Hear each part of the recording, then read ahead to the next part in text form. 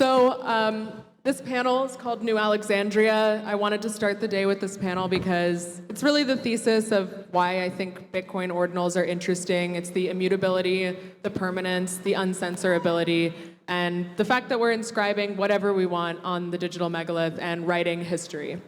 So the panelists that I brought together today all kind of have a unique perspective, but I mean, really, it's like a stacked group here. I'm pretty proud of the lineup that I was able to procure for this. So I just want to start by going down the line and letting each of you introduce yourselves and obviously give your context for how you're here. But something that I think would be really interesting to hear is what got you into Bitcoin? Like, what was the moment that it clicked for you? Was it crypto to Bitcoin? Was it hating the government to Bitcoin? You know, what was that thing that onboarded you?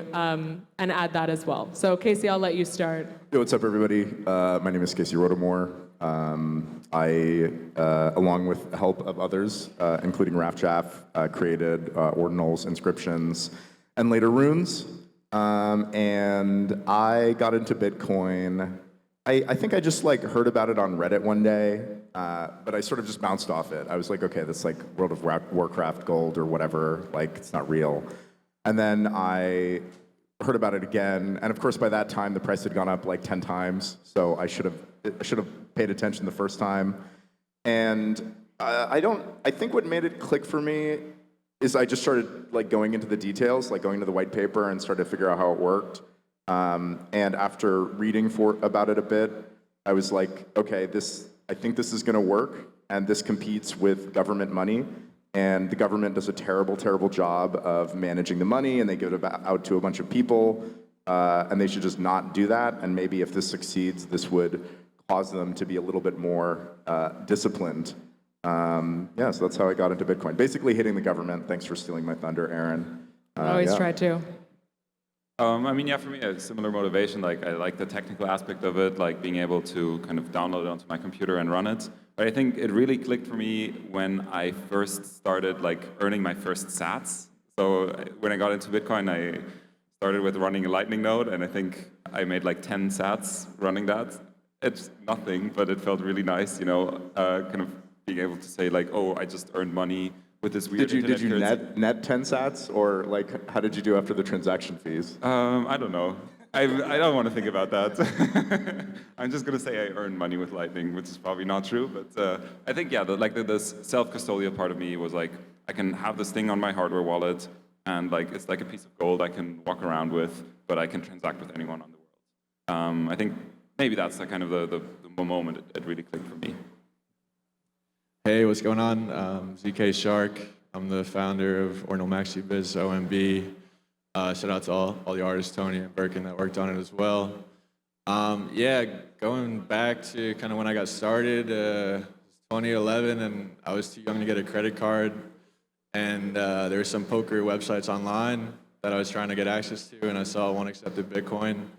Kind of the rest was history. I played a lot of poker for a few years, and then lost interest in a little bit, and then started working in finance. And I would say the second Bitcoin really clicked was once I understood kind of the mechanics of the Federal Reserve and fiat currency, and then really understanding that Bitcoin is measured in fiat, 21 million over infinity equals infinity.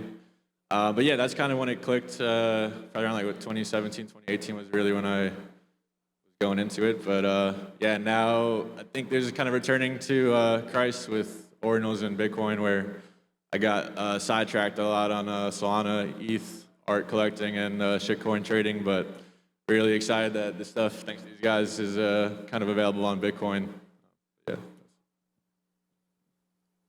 Yeah. What up? My name is Scrilla, and I got into Bitcoin because I'd heard about it. A friend of mine lived with a miner that was he was working at the CIA or NSA, lived with him or some shit, and he was he had 8 Bitcoin. We were what the fuck is that? It was all crazy. Kind of passed on it for a second, and then, but it always kind of piqued my interest, and I heard about the Silk Road, and I was like, oh, this is crazy. What the fuck? There's this website with regulated goods generating all this money. So I got, I was making music a lot then, so it piqued my interest, like make an album, kind of to learn about Silk Road and learn about Bitcoin. So I made an album over like the next year, for like from like 2013 to 14. Pretty much kind of learned about Bitcoin and what it was, and like the whole freedom aspect, be your own bank, and decentralization, all the buzzwords you hear. But it wasn't really until like I tried to sell that album for Bitcoin when it was released, and had very little success earning Bitcoin from that. There was like a couple libertarian country music websites kind of like doing it. I didn't find, and my distribution company didn't understand it at all. Even like the rappers I had to come on and talk about Bitcoin on the record, like it was like pulling teeth. Nobody really understood it. But it was like really 2015 that I started like using my own money and investing in Bitcoin and really like diving into like the whole scene. And yeah, I haven't really looked back since then. Nice. Yeah. So, I mean, I think one of the things that we like to say is a great thing about Bitcoin and inscriptions is that they're uncensorable. But it's also kind of a downside in retrospect if you're inscribing something and you don't do it exactly how you wanted to, or you realize after the fact that you could have done it differently. Casey with Inscription 0, like maybe there are things you would change, can't. Yeah, like the white border is just stupid. And also the children of the Genesis inscription, the skulls, I realized after the fact that I inscribed them not at the maximum resolution, so they're slightly smaller than it could have been. They have like clear pixel like border. Huge mistake, can't fix it. Yeah, exactly. And I mean, even, something like a 4-megger, right? You kind of just have to like throw it out there and like pray that it works. Even now, I think it's still a little bit of an uncertain science to inscribing a 4-megger. So I'm just curious, like, with the idea of permanence and immutability and censorship resistance, it also comes that like, you can put anything out there, anyone can put anything out there, and there's really no way to change it in retrospect. So I don't know, how do you think of that maybe like as a creator, or on the dev side, like how do you think about that from the core protocol perspective? Because there's also a level of permanence and immutability to the way that you even write the protocol. Anyone? I mean, it's always scary, like even like in the Ord client, like hitting that final like enter key to inscribe, because it's like you're sending off something that you can't take back. It's like actually like kind of like an endorphin rush every time, and it's a little anxious. You wait, you want to see it get on the fucking block, your feet goes up, you're like, fuck, I gotta sleep this one out for a couple days, and maybe you go speed it up now and stuff, but yeah, it's scary. But I would say like with the permanence and immutability type thing, like, in everything, even outside like the digital world, you still make errors and stuff, and errors oftentimes are like what evolution comes from. So if you do make an error mint or something, or like a couple times I've minted something, I've actually minted it twice because I didn't see that it went through one time, and the second time, like, or maybe I minted it at like a 1 sat, and then that didn't happen, and then I minted it like 14 sats, and then I find out that the 1 sat cleared like 5 months later. But I think it's just part of like what it is. It's like it's not like any different than life. It's just more permanent. It's like a photograph of what you did, as opposed to if you do something, I guess, in real life, people might not remember it or notice it, but it is there forever, I guess. If we're talking about the errors, anything. But oftentimes, too, like error cards and error stamps and error collectibles are highly desirable as well, so I don't actually mind it if the error comes out every once in a while. Yeah, I would agree with that, and I'd echo it in the kind of my view. Something that feels really different about Ordinals versus other chains or kind of other mediums of art is when you kind of inscribe something, you know from the beginning of its lifespan that it's going to outlive you. And that kind of opens up the potentiality that the current peers will not be the final judge of the artwork.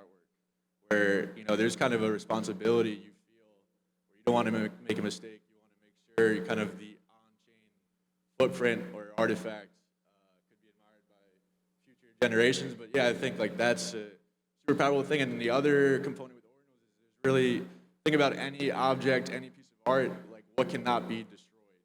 And then in the digital world, stuff gets destroyed by storage getting, corrupted or lost, where this is on Bitcoin. So, Ordinals have a principle that is like almost a unique form of matter that like nothing else cannot be destroyed. All physical stuff kind of has that organic decay, and then digital stuff is all inferior to Bitcoin. So, having that as a medium for art is, who knows, in thousands of years, there could be people talking about what we're doing now. So, yeah, I think that's like the exciting aspect, is that there's such a high probability that this will be around for a very long time. Yeah, I think I used to kind of classify inscriptions as these, what is this yellow thing where like insects get trapped in? Amber. Like I had this tweet where inscriptions are like these trapped little things in amber. And amber, like we have fossils that are really old, like trapped in amber. And that's what inscriptions are, these little HTTP requests that are like immutably trapped in amber and cannot move, and like will be interpreted by people like hopefully 1,000 years from now, who knows. One thing I want to go in is like the engineering side of it. Like we had a big fuck up on the engineering side, and we called them cursed inscriptions.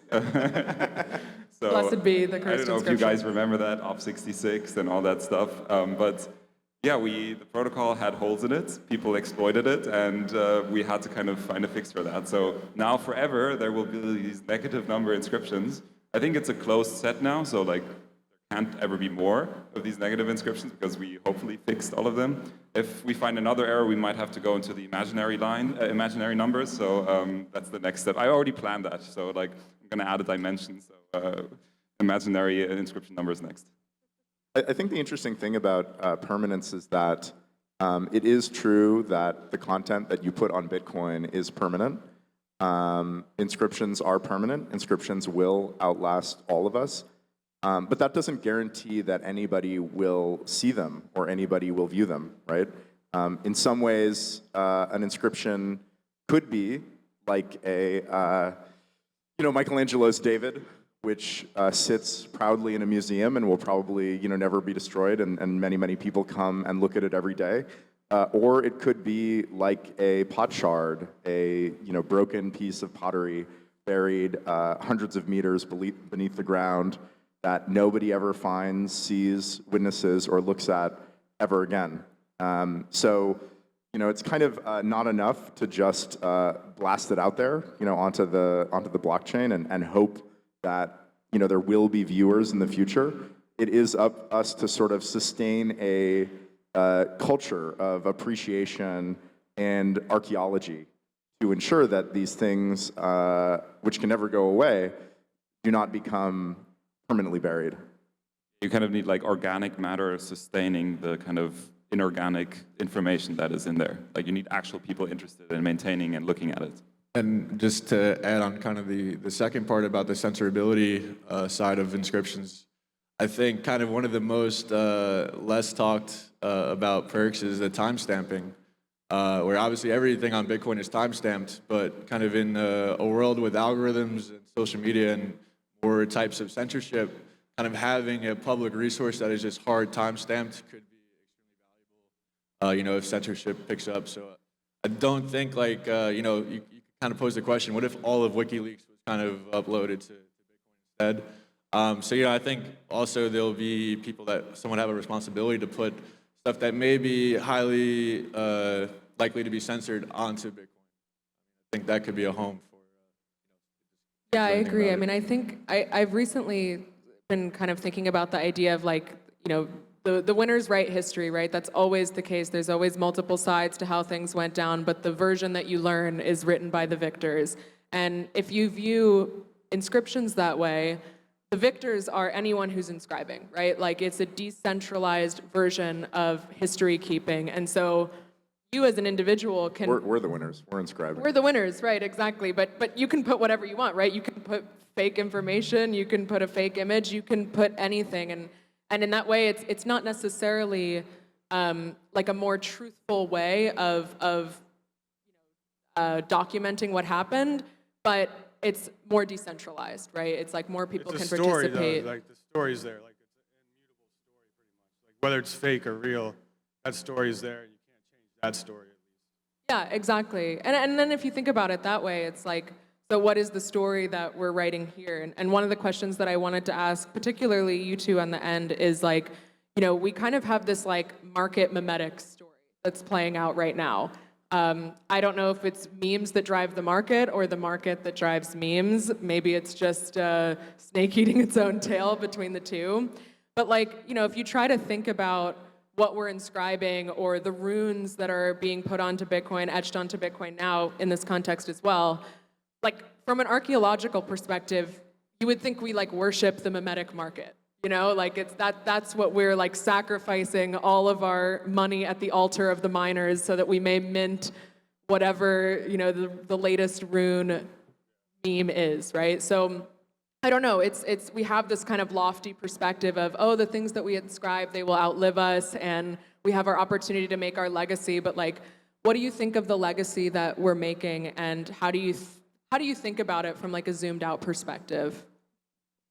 Well, I mean, I think like memes have always like driven us humans, like, you know, the information virus, however it was distributed, is what humanity's kind of always come up under, and it's gotten faster and faster.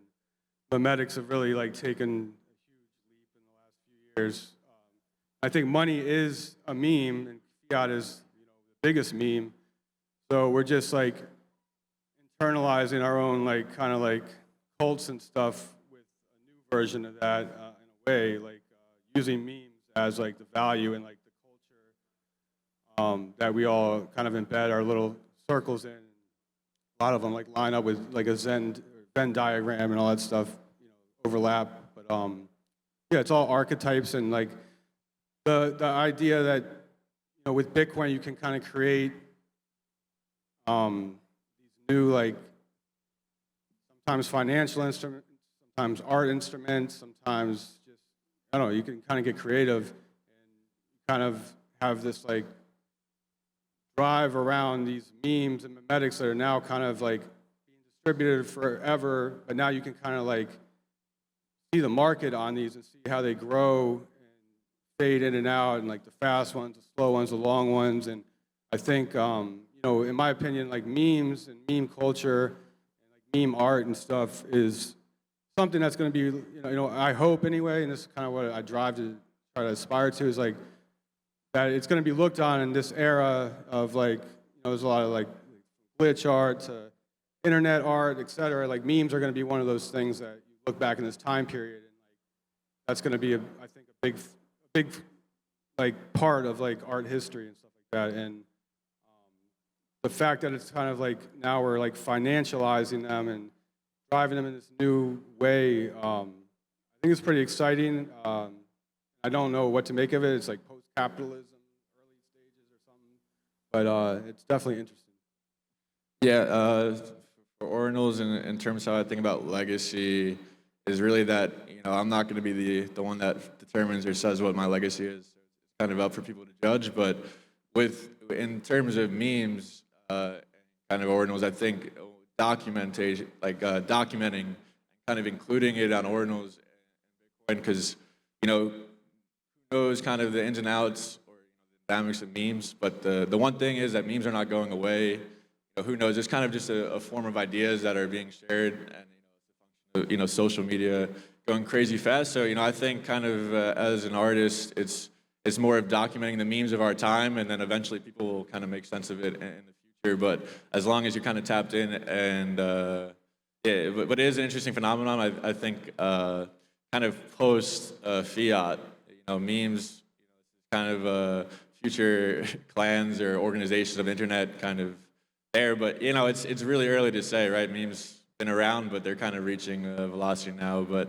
you know, I think crypto naturally will always be whatever is with viral content, because, you know, more buyers and sellers, price goes up, and memes, that's really, they go viral, everyone sees them. It's kind of the fastest form of marketing in a sense, the way I look at it.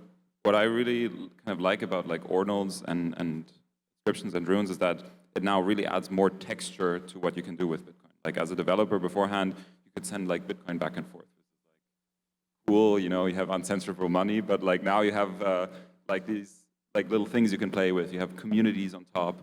And like looking a little bit into the future, like Ordinals and runes are very separate protocols. Like we've kind of tried to keep them very like independent of each other from a kind of development perspective, because it makes things easier, and because of the very high immutability requirements, we can't like once we make a decision to connect them, we can never like disconnect them. But what I'm kind of looking forward in the next maybe year or a couple of years is like how will the kind of runes markets interact with the kind of ordinals and inscription markets? Like, is there any overlap? Because right now they're very distinct, but I'm kind of excited to see how that evolves, like how those two kind of commingle.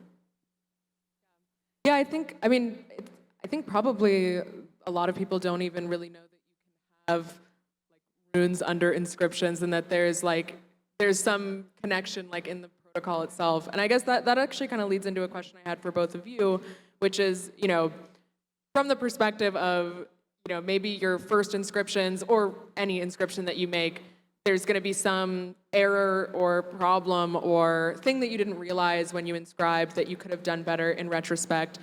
From the protocol side, since you guys are the most familiar with how featureful Ord, inscriptions, runes, all of it are, like, do you have advice either for, inspiration for maybe like something that that has done it right that people can look at, or somewhere that people can go to kind of like get an idea of how to wrap their head around it? I know you're just going to say GitHub, but like, I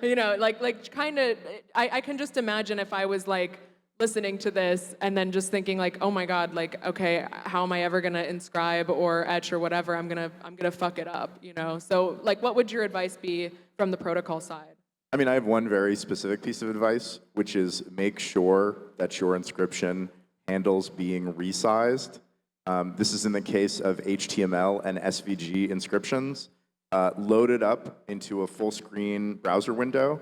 If you're using the preview functionality of Ord, you can go to /content to see it in a full browser window and play with resizing it, right? Make it small, make it big, make it tall or short and wide, make it narrow and tall, and make sure that your content gracefully resizes to all sizes. I see a lot of inscriptions which are like generative art inscriptions that look okay on whatever platform the person inscribed it on. They inscribed it on Gamma, it looks okay at Gamma, whatever size Gamma displays it at.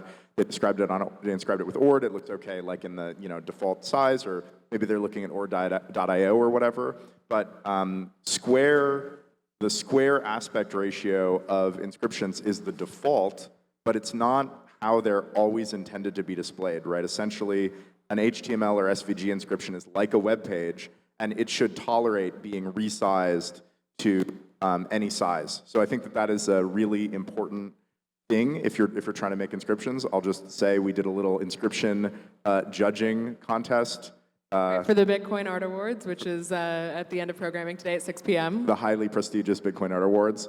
And unfortunately, I had to ding a lot of the generative inscriptions because I would open them up in a window and like size them, and they would just stay the same size, or they were square, or they would like not center in the window. So this is a very simple piece of advice to get that right. Unfortunately, I think a lot of the other pieces of advice I would give are really a lot of weird, like polished things. I think everybody understands how to make images pretty well. Images are pretty simple. They're sort of these solid state things. And as far as imagery sizing goes, you don't have to worry about that because the preview functionality on Ordinals.com will resize your image correctly and center it and everything. This is for like HTML inscription. For image inscriptions, there's like not a lot to do, just focus on the image. But for HTML inscriptions, there's a lot of stuff that you can do for like polish. Like what happens when the user moves the mouse over the inscription? Like maybe you should make the mouse disappear, or what happens if they full screen it? All of a sudden, if it's full screen, you can do more because it's no longer sandboxed. So I would just say really tweak and really pay attention to the medium. HTML is incredibly like rich and expressive, and JavaScript and CSS and all that. And so you have all of that at your disposal when you're making an inscription. And so I'd say the inscriptions that really shine for me are the ones that are really careful and which take advantage of all those little bits of polish that they can get. I'd suggest to use parent-child. Like, people always complain, parent-child, is difficult to use, it doesn't scale so much. But what parent-child gives you is like provenance. For example, I sometimes just hang out on Ordinals.com and look at the most recent inscriptions, kind of to see what's going on. Sometimes I see a cool inscription, I click on it, and it's like a single inscription, and I can see that it maybe fits to an artist that is out there, but the artist hasn't connected it kind of to his like parent. So I then can't like click somewhere and find out what else the artist does. I really like when I then go and find a piece. It's like an inscription and it has a parent. And then I click on the parent and then I see all of the artwork like that this person has created. And it makes it really nice to explore because if Ordinals and inscriptions is going to last, parent-child is the thing that will provide provenance for you. Like these collections, like when we didn't have parent-child, you couldn't do it, but like some like, collections that only have, some JSON on GitHub that ties them together, it's much more difficult to kind of explore and figure out what art is similar to the one I'm just looking at. So yeah, really try to, slow things down, slowly inscribe stuff with parent-child. Like you can't do parent-child like 10K inscription in one transaction, sure, but just do it in multiple ones, like slow it down. Bitcoin is a very slow chain, and like just have a long time horizon when you inscribe. Like don't try to like inscribe everything instantly, just like slowly kind of expand and build like this nice piece of work that is on-chain. If either of you have anything you want to add to that? Yeah, I mean, from my angle, I would say if you're an artist and producing art, like reach out to anyone involved with Ordinals, and I'm sure they're happy to point you in the right direction. You don't necessarily have to be technical to put art on Bitcoin, and I think a lot of artists are way too hesitant just to experiment and try it out. But yeah, I think Ordinals is, most people, I'm sure everyone here could point you in the right direction or know someone that could help you inscribe or answer your questions. So yeah, I would just say if you're an artist, don't be hesitant to give it a shot. Is there a way, or is it on the horizon that you can take like some of the older inscriptions, like back in early inscriptions, you'd inscribe a bunch, and then maybe you'd make a parent, like your own custom parent, where it's like the inscription and it says, these inscriptions are my inscriptions. Can you like retroactively go back and make an inscription that then points to that, and then on those old inscriptions, they'll point back to this new inscription? Is there a way to do that? So I am sort of thinking about that. It's something that I'd like to do. I think there's things that make it hard to use parent-child. So the answer is sort of. I don't know when we'll get around to it, but I would like to make the ability to create essentially a special kind of inscription that I'm thinking of calling a gallery. And a gallery can link to any other inscriptions. So you can create a gallery. Let's say there's an old collection that doesn't use parent-child, or a new collection that doesn't use parent-child. You could create a gallery and have that gallery. When you go to that gallery inscription, you then see all of the other inscriptions in that gallery. And you can click on them and you can visit those inscriptions. Now, the thing that you can't do is you can't do the backlinking. You can't do the backlinking from the child to the parent, because if I create a gallery, I didn't necessarily hold all of those inscriptions in the gallery. They're out there with their holders, and so there's no way to guarantee that the creator of the gallery is sort of like the bona fide, actual parent of these inscriptions. But I think the one-way link would help a lot, right? Because you could sort of create a gallery of an older collection, and then instead of having the link to what the collection is on your socials, you link to this one gallery inscription, which provides a on-chain list of all of these inscriptions. You can't do the backlinks though. That's the issue. Yeah. So I want to wrap up with a final question to everyone. As I mentioned before, and I'm sure everyone here is aware, we hit 100K yesterday. Obviously, very exciting. People were saying 100 day by conference day for like People meaning me. No, Is me. No, I mean back in 2022 or something, before the Bitcoin conference, and then everybody got the laser eyes. They were right. They just got wrong which conference. It was Inscribing Miami 2024. Yeah, that's the one that they were all talking about. But I guess I want to know on an individual level, did that matter to you? Like, did 100K matter to you? Did that feel like something? And if not, what are the markers that you look for that kind of give you the verification of, oh, my thesis about what's happening here is playing out? And throw in some predictions, alpha hot takes, please, if you will, because I'm sure people want to hear it. But yeah, what do you think about 100K? Is it important? And if not, or even if so, are there other things to look for that are important as well? I mean, 100K. I mean, Raph kind of said this last night, that it's just sort of this there's no ceiling now. After 100K, what's the next ceiling? Like 1 million? Now that's seeming increasingly less crazy. But at the same time, 100K is a nice little marker, but I don't think it's the most important signal right now. For me, the most important signal is nation-state adoption, that they're going to start competing with each other to get Bitcoin. They're going to be fighting each other to get Bitcoin. And that's really the next stage. And I don't see it as nation-states co-opting Bitcoin. I see it as nation-states being co-opted by Bitcoin in the same way that Bitcoin has co-opted all of us here with its excellent number go up technology to start buying Bitcoin and competing with all the rest of each other to get Bitcoin. So it's a very positive step. And then that's the real signal, is watching the sovereigns, start to get involved. I like the thought of like Bitcoin co-opting the nation states. I mean, it's similar with the first farmers, 12,000 years ago. Plants, we did not domesticate plants. Plants domesticated us. Like, it made it possible for us to have a domo, a house, where we can live. So the plants actually pulled a fast one on us. They domesticated us, and Bitcoin's going to do the same to nation states. They're going to domesticate the nation states, like rein them in, give more control to the ether, the decentralization of everything. So yeah, I really like that thought. Yeah, I mean, I think I was with Raph when it happened last night, so I haven't had too much time to think about it. But no, in the short term, price doesn't matter. I think it's more symbolic that there's a new digit, and from a kind of probability point of perspective, if it's at 100,000, it's kind of fulfilled its initial kind of path, and there's no argument why it shouldn't be at 1 million or really going for gold kind of market cap now, because it seems obvious that it's just flipping kind of the largest companies, and that's really where this is headed. And I think also round number bias is always great for retail attention. Like, now there'll be tons of headlines, there'll be tons of kind of news. Everyone loves to talk about it. So yeah, I think it's an important step in the cycle where now it's kind of the next step of it. But yeah, the price. I tweeted one red eye yesterday when it happened, that with the prediction that Bitcoin would go to 100K in the art, and the next one's 250K. I'm waiting for, so maybe that one will be more significant. Milestone.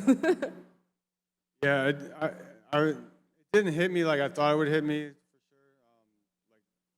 So I don't know. It probably means it's got to go a lot higher.